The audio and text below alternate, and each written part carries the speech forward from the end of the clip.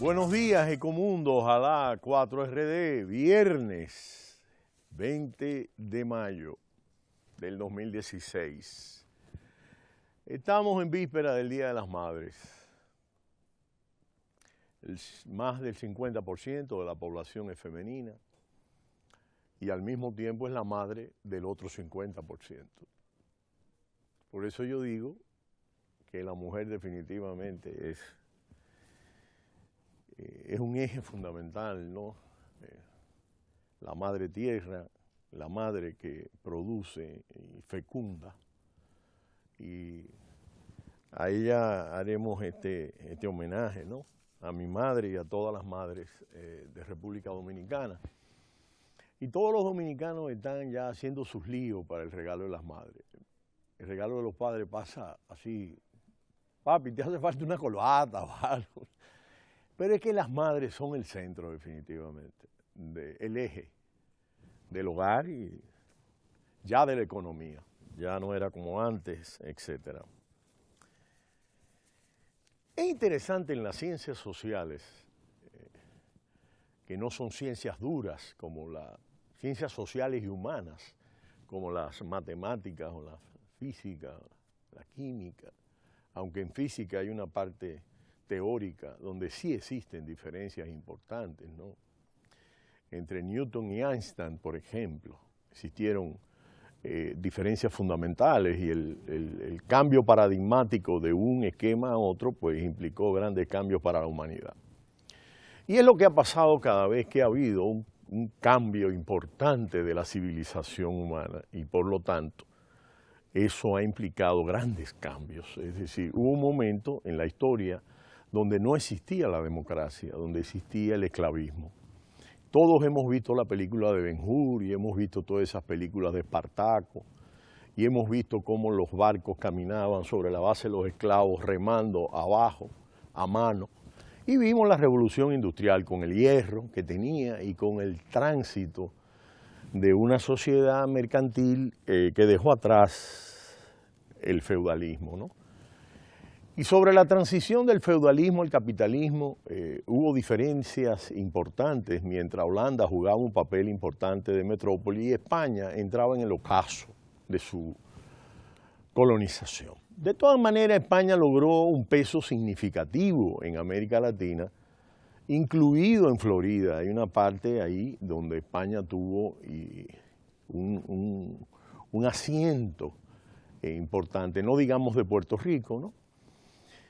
Y México, y en general América Latina, con algunas excepciones donde la presencia española no fue tan profunda, pero lo que sí sabemos es que el concepto de Iberoamérica es España más América Latina. Y el propio Obama ha dicho que América somos todos: Canadá, Estados Unidos, México, Centroamérica. Y es que los hispanos en los Estados Unidos ya somos la primera minoría. Ya somos la primera minoría por encima de los afroamericanos. Y este es un hecho importante, por encima de los asiáticos que han crecido mucho, mucho, mucho. Pero los hispanos, como se denomina en la encuesta, ha habido muchas denominaciones de esta población que es la que se le denomina hispana, de habla en español, aunque la otra generación no habla español, sino habla inglés. Porque muchos de los padres de familias pobres temieron que sus hijos, si se les hablaba español en la casa, nunca aprenderían inglés. Y por eso hay una generación en segunda y tercera de dominicanos que no habla español, habla inglés.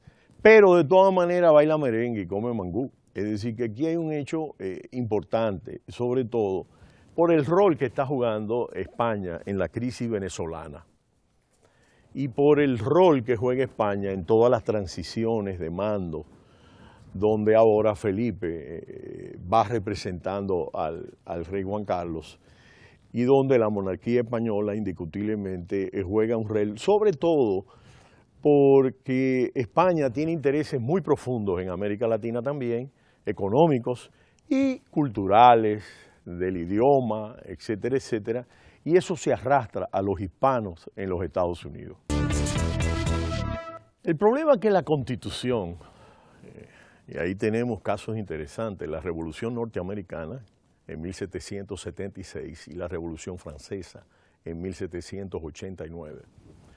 Y tenemos lo interesante de la Constitución norteamericana, que incluso sin tener una mención en su Constitución sobre la prohibición de la reelección por más de un mandato, en el caso de Roosevelt, en la tercera guerra, en la guerra mundial y la crisis del 29, que desató la Segunda Guerra Mundial, porque la Primera Guerra Mundial resquebrajó el orden internacional y los partidos de izquierda, el partido bolchevique tomó el poder en Rusia y se radicalizaron las opciones nacionalistas y ahí surgió primero el fascismo italiano y después el fascismo alemán y el franquismo en España.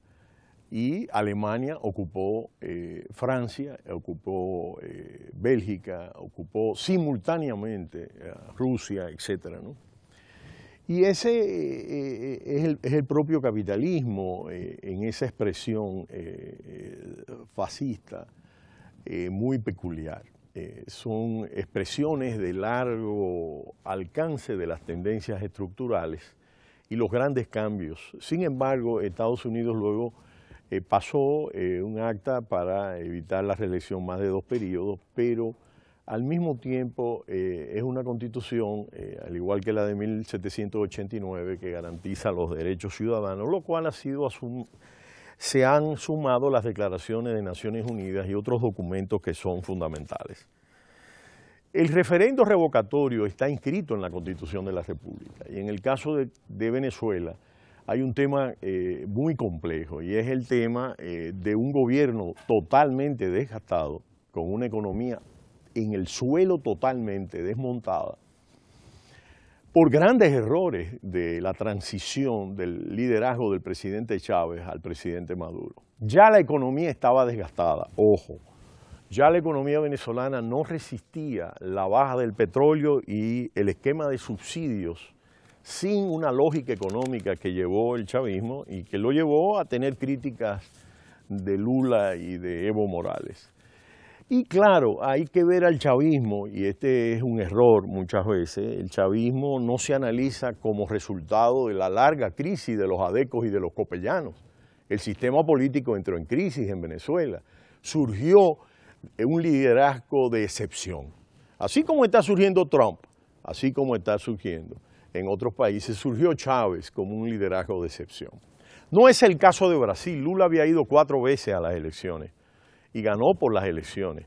Hizo concesiones al esquema neoliberal y gobernó en arreglo a las tradiciones democráticas de Brasil.